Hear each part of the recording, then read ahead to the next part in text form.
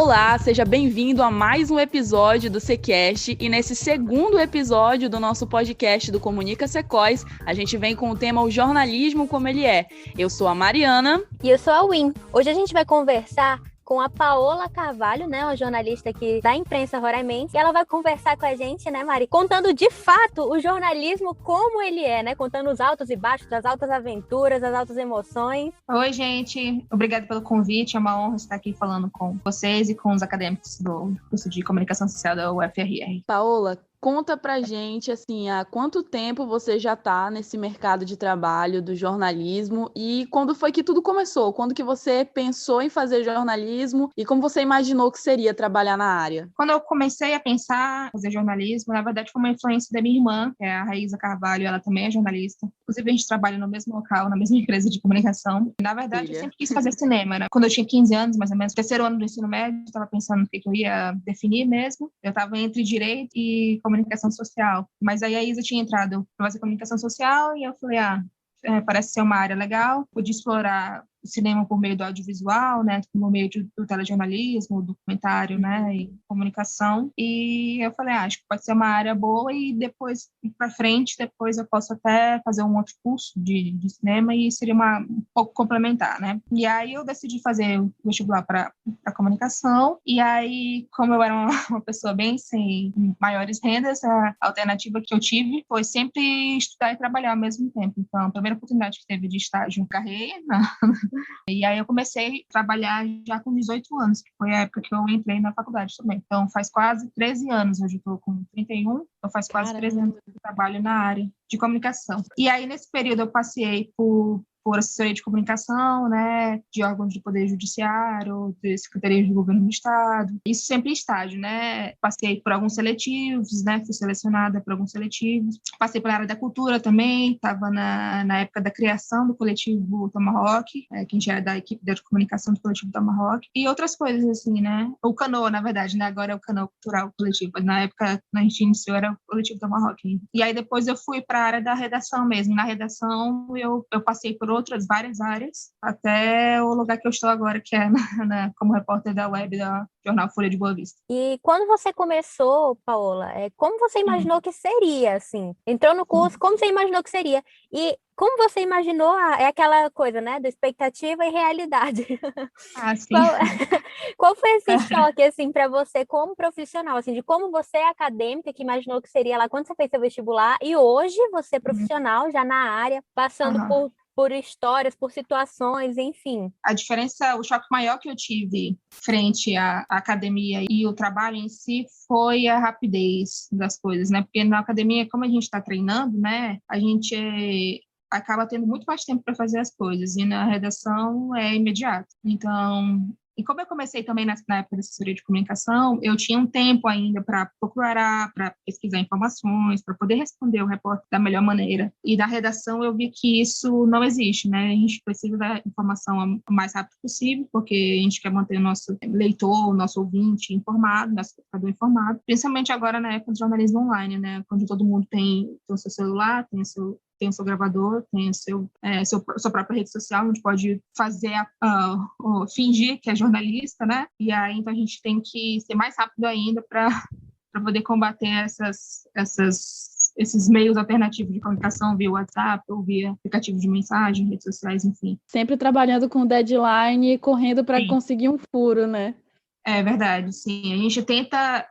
no jornalismo, a gente tenta antecipar as coisas, né? Em vez de contar as coisas que a gente já viu. A gente conta também o que a gente já viu, mas a gente procura caçar informações e antecipar as informações e pensar à frente, né? Antes das pessoas, para a gente poder informar antes da pessoa ter a dúvida, a gente já ter a resposta. Paola, e como foi, assim, esse início, depois que você se deparou com esse mercado de trabalho extremamente rápido, né? Extremamente dinâmico, a gente fica na adrenalina ali praticamente o tempo todo que a gente está, principalmente em redação, né? Acredito que às vezes em assessoria tem alguns momentos mais calmos, mas ainda assim eu acredito que todo o mercado jornalístico é muita correria, né? É muita adrenalina. Como foi, assim, esse início? Uma menina de 18 anos dando de cara com esse mercado de trabalho doido. Quando eu comecei, eu comecei numa assessoria de comunicação de um órgão governamental, porque eu fui bastante, assim, né, utilizada como na minha profissão, porque a minha chefia, na época, ela teve que se afastar por um problema de saúde, e aí eu meio que assumi a assessoria de comunicação, enquanto estagiária. E aí, por exemplo, tinha coisas que eu não sabia, né? Como fazer atendimento à imprensa, ou como lidar com a resposta de deadline, esse tipo de coisa. Então, foi aprendendo na marra mesmo, né? Até que conseguiram chamar uma outra pessoa para substituir a minha chefia, que estava na época estava com problema de saúde. E aí, eu consegui dividir mais as tarefas, mas enquanto isso, eu estava lá por eu mesma, entendeu? Então, foi bem complicado nesse início. Hoje em dia, olhando para trás, eu penso o que falta me fez uma boa orientação para não continuar naquele emprego, porque eu estava sendo utilizada como chefe de comunicação, sendo que eu estava mantendo meu trabalho enquanto estagiária e a mesma função e mesma gratificação de estágio. Então, hoje em dia, a recomendação para os acadêmicos é ficar de olho, né, nisso, né, para não ser explorado no seu local de trabalho. Ser mais explorado de uma melhor maneira, né, tipo, procurar informações, porque você estava para você conhecer outros profissionais de comunicação, para você aprender a fluir seu texto. E nessa época, no início, eu tive uma parceria ali com a minha chefia, né, que me recomendava ou falava como que eu tinha que montar meu texto, enfim. E aí, mas depois, como teve esse problema de saúde, aí até chamar uma outra pessoa para assumir, você sabe como é que é essa situação de governo, né, de órgãos governamentais, e aí demorou um pouco para outra pessoa vir para o local da chefia da comunicação, e aí eu fiquei segurando as pontas ali durante esse período, e foi bem complicado, mas a gente, né, enfrenta. É o que tinha para fazer. E, assim, nesse período, assim, de comunicação, de estágio, é bem complicado, porque também nem sempre você vai encontrar um local que é legal de trabalhar, um local que as pessoas estão dispostas a te ajudar. Normalmente, às vezes, profissionais de comunicação, às vezes eles te usam para fazer os trabalhos que eles não querem muito fazer, né? Você fica ali na xerox, fazendo muitas xerox, fazendo muito no sol, fazendo muitas coisas, né, difíceis, e na hora de você ter uma pessoa que fica ali acompanhando o seu texto, ou acompanhando o seu áudio, né, o seu vídeo, para você melhorar, não tem. Mas eu tive sorte, assim, de ter enfrentado esses problemas mais no início, e depois eu consegui ter caminhos bem legais, assim, inclusive eu tenho os contatos que eu fiz na época do estágio, eu continuo tendo até hoje, assim, profissionais que são assessores de comunicação e são meus colegas, foram meus chefes e são meus colegas hoje em dia. Então é bom você ter essa ligação também, enquanto você está crescendo na área, porque você acaba tendo uma fonte lá no futuro, e isso é bom também para você antecipar as notícias. É o networking da assessoria, né? E você não sabe quando é que você vai para a redação, então é importante ter o contato. Paola, no início a gente passou em 5 minutinhos conversando, e a Paola já contou aqui umas histórias que a gente ficou... eu ainda estou chocada. Então, Paola, nesses quase 13 anos, né? Conta pra gente, assim, uma ou duas ou várias, as principais da sua escolha, situações inusitadas que você passou nesses 13 anos, né, como jornalista. Eu acho inusitada ou perigosa?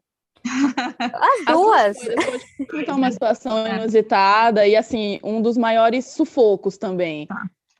Uma inusitada que foi bem legal foi eu conseguir entrevistar o vice-presidente, o general Hamilton Mourão, ter uma exclusiva com ele antes dele dar uma coletiva de imprensa para o pessoal do jornalismo, porque eu fiquei seguindo ele o dia todinho, quando ele veio aqui em Roraima fazer uma pauta, e a sorte é que eu já tinha entrevistado o governador Antônio Denaro antes, e aí eu já tinha conversado com ele, eu estava fazendo política nessa época para a Folha, e aí eu fiquei incomodando ele para ele me ajudar a conseguir uma exclusiva com o vice-presidente. E aí ele me ligou, eu estava na frente do abrigo, e aí ele me ligou e falou, Paola, entra aqui. Aí eu entrei e consegui uma exclusiva com o vice-presidente e saiu na capa do jornal. Isso foi, tipo, por exemplo, uma quinta-feira, e na sexta-feira ele ia dar a coletiva. Então, na sexta-feira de manhã já saiu uma entrevista com ele antes dele dar a coletiva para todo mundo. E aí isso foi bem legal. Ter a oportunidade de falar com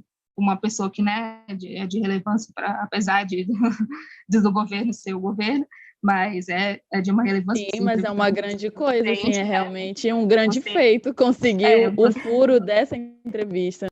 E você entrevistar o vice-presidente, né? E foi bem inusitado, porque eu estava lá na esperança de que, quando ele passasse, eu conseguisse falar com ele, né? A gente seguiu ele o dia todo, mas foi inusitado, porque foi uma coisa de última hora, assim, e deu certo. E assim, né, na área da política, a gente acaba conversando com várias pessoas, a gente cobre várias situações.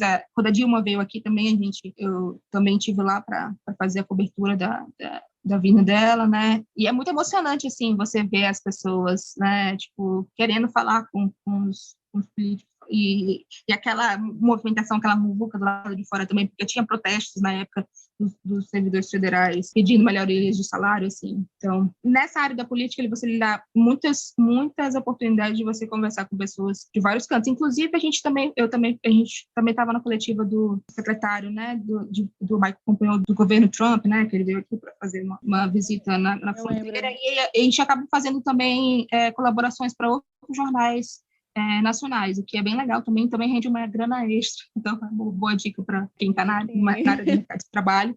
Por exemplo, eles não, às vezes eles não têm a possibilidade de mandar um repórter para cá para fazer uma cobertura. Então, a gente acaba trabalhando para o nosso jornal e para o jornal de maior circulação, tipo Estadão, o Globo, Folha de São Paulo, né? Uma situação perigosa, que eu diria, que a gente passou foi na cobertura do conflito que teve na fronteira de Pacaraima com a Venezuela. Uma equipe, a fronteira foi fechada ainda antes da pandemia, havia sido fechada, e aí estavam tendo outros caminhos alternativos para as pessoas virem, e aí uma equipe da Folha foi para lá. Foi eu, o seu Lulu, que é o seu Luiz, nosso motorista, e a Priscila Torres, que era nosso fotógrafo na época. E a gente foi na casa de um amigo da Priscila, que conhecida a Priscila lá, e a gente foi embora e passou uns 3 dias, 4 dias lá em Pacaraima, e aí, em um determinado momento, a situação acirrou, e aí a guarda bolivariana, né, da Venezuela, eles adentraram no território brasileiro, e aí teve uma confusão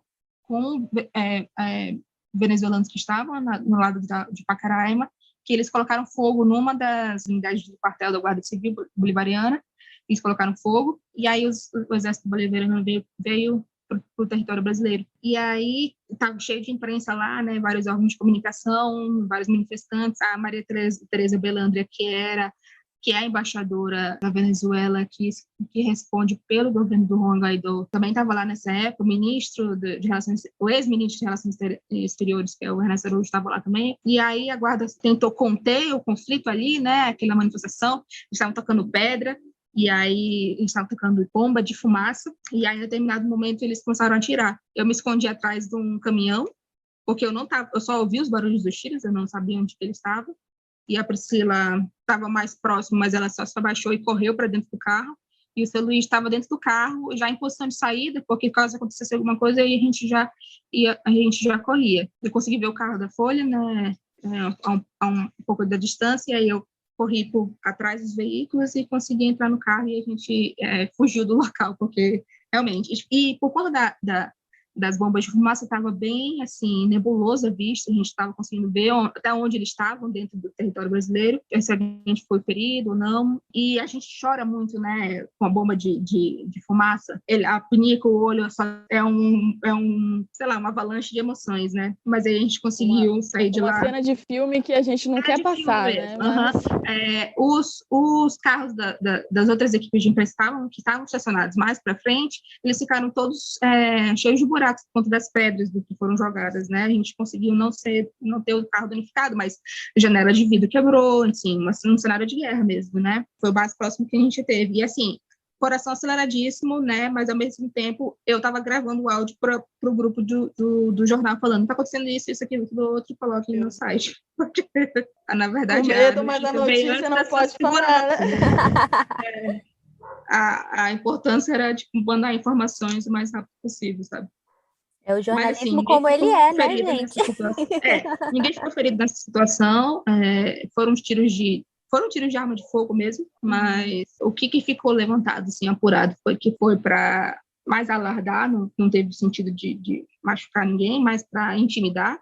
Mas o Exército Brasileiro foi convocado, fez uma barreira lá, porque eles estavam entrando e atirando em território brasileiro, né? Apesar de ter alguns metros ali na fronteira, ainda era um risco, né?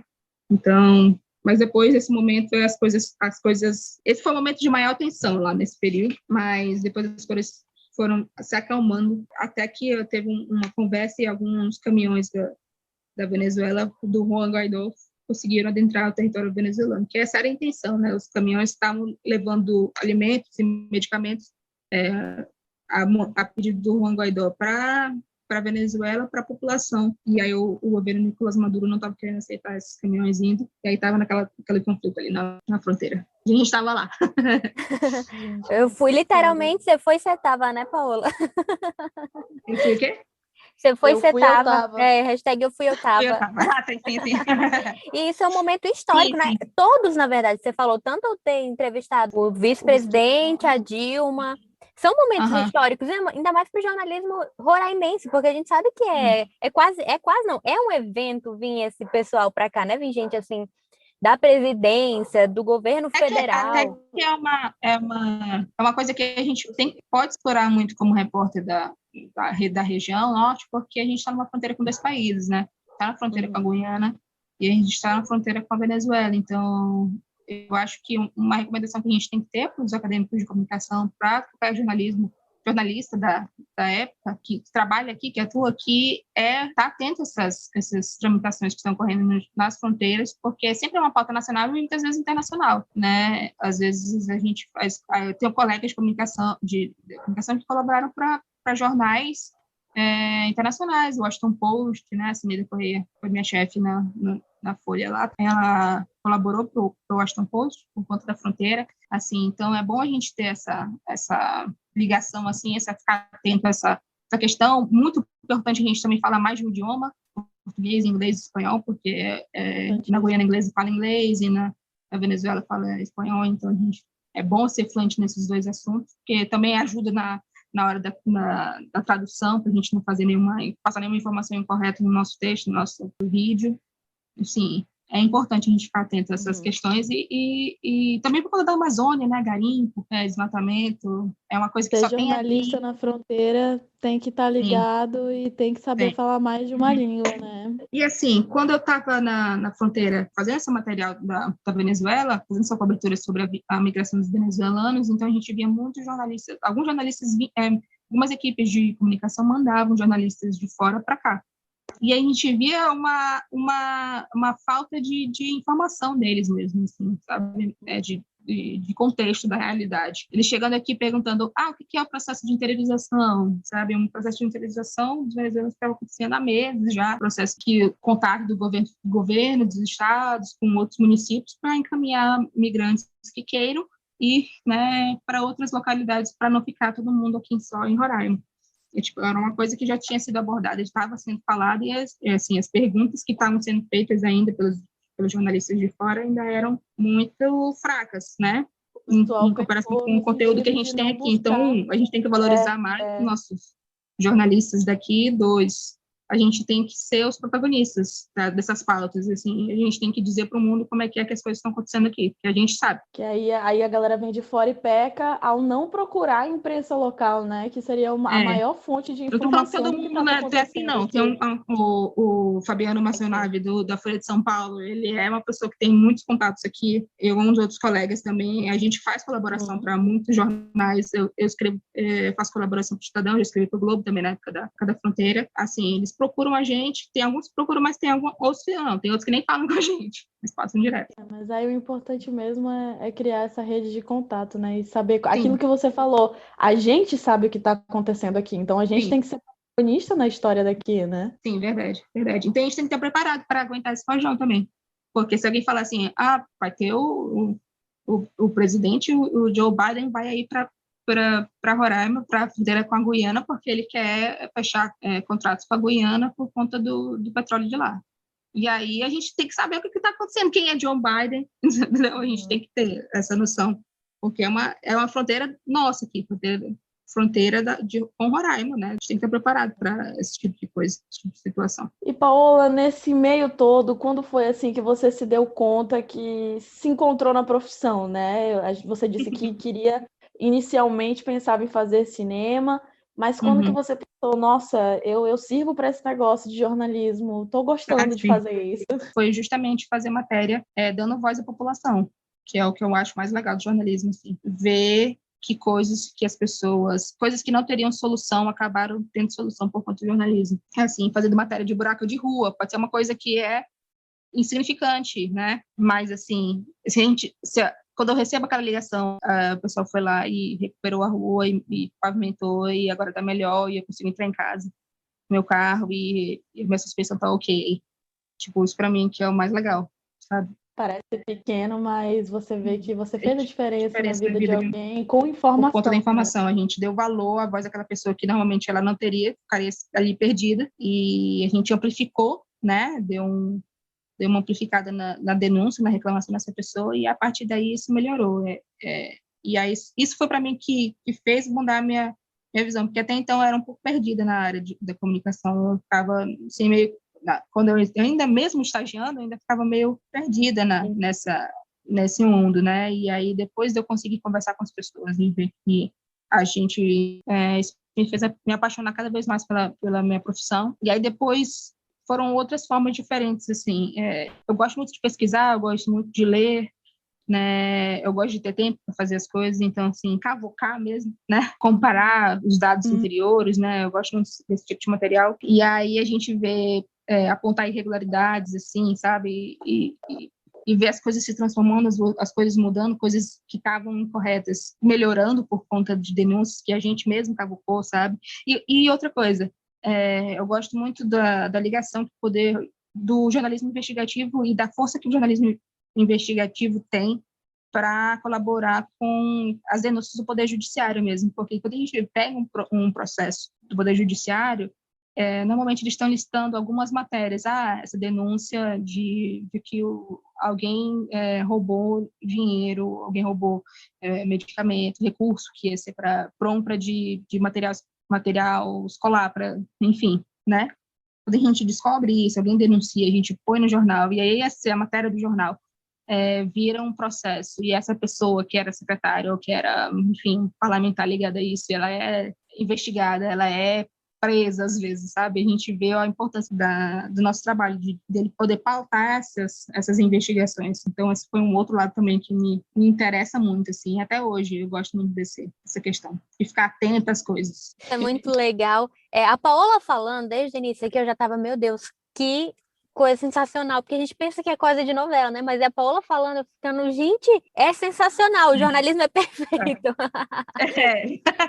Então... Tem seus altos e baixos, claro, né? Assim, o nosso volume de trabalho é muito extenso, a gente, por exemplo, a gente trabalha o tempo todo, né? A gente está o tempo todo trabalhando. Nesse período de pandemia, a gente não parou. A gente é serviço essencial, querendo ou não. A gente está se arriscando, né? Meio à pandemia do Covid. A gente está tendo, pelo menos na minha empresa de comunicação, a gente está tomando todas as medidas que a gente pode para evitar o contágio, a gente não está saindo muito, né, fazendo todas as nossas entrevistas por telefone, por e-mail, por Zoom, por WhatsApp, enfim, para evitar receber pessoas lá, né? Mas mesmo assim, né, a gente continua saindo todo dia para poder informar a população que está em casa, né? Nesse momento de pandemia, acho que a gente viu o quanto a informação é importante, né? Importante. Sim, e falando para as pessoas, porque, tipo, como o Covid é uma doença muito nova, a gente ainda não tem muita certeza de como que tem muita certeza de nada sobre o Covid, né? A gente vai saber as coisas posteriormente com as pesquisas científicas, mas antigamente a gente falava, sai a informação, usa máscara, depois, não usa máscara, não, depois usa máscara de novo, depois, não pode usar máscara de tecido, tem que usar máscara X, né? Não, você tem que higienizar todos os alimentos assim que chega em casa. Aí depois, nem precisa tanto assim, não, a gente tem que usar o álcool 70%, não, pode ser qualquer tipo de álcool, entendeu? Então, eu acho que a gente teve um papel extremamente importante para informar a população sobre o que ela tinha que fazer, o que ela não podia fazer nesse período da pandemia. Todo mundo ouviu? Nem todo mundo ouviu. Mas a gente fez nosso papel. E aí, depois você contar essas experiências, assim, né? Como você falava, o nosso episódio do nosso podcast era exatamente isso, sobre o jornalismo na pandemia, né? E aí a gente falava que o jornalismo é a linha de frente que é invisível. Sim. Que a gente não é profissional de saúde, mas a gente está ali na linha de frente. Tá na rua. Também, meu sonho seria que a gente fosse vacinado, gente. As pessoas não entendem a necessidade da gente ser vacinado, que existe isso, né? Mas, enfim. A gente segue nessa. Segue na torcida, né? Na torcida, na esperança. Então, Paola, aqui a gente já caminhando para o final, né, do nosso episódio, do podcast hoje, com a nossa querida convidada, a gente queria pedir que você desse alguma palavra de encorajamento para quem está pensando em seguir na área, né? E também para aqueles que estão chegando agora, a gente está aí com a galera entrando agora no curso, né? Então, Sim.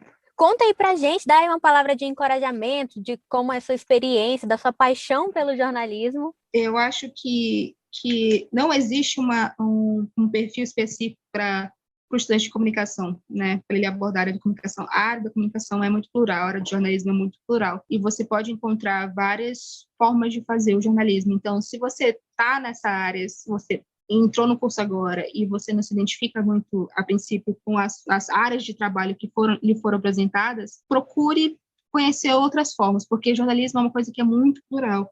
Você pode falar sobre jornalismo ambiental, você pode falar sobre jornalismo político, jornalismo internacional, jornalismo especificamente sobre pandemia, sobre fronteiras, sobre saúde, economia, enfim, o jornalismo de protesto, o jornalismo policial, né, o jornalismo judiciário, são várias áreas, assim, e isso pode ser explorado de diferentes formas no jornalismo, no telejornalismo, na redação. Mesmo na redação você tem várias áreas que você pode trabalhar.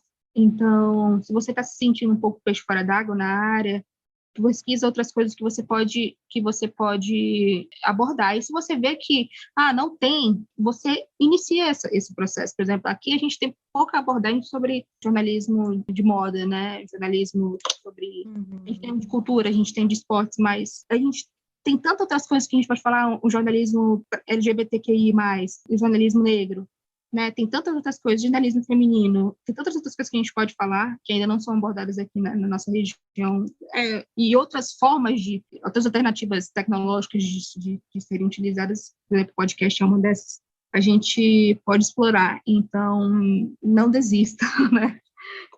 Pode parecer difícil, pode parecer complicado, mas a gente tem um papel muito importante para trazer informação para a população, trazer lazer, trazer cultura, principalmente nesse período de pandemia que as pessoas estão em casa. Então, nosso papel é informar as pessoas, divertir as pessoas, conscientizar as pessoas e buscar, né, trazer informação o mais rápido possível, mas de uma forma correta, ouvindo todos os lados, e é isso.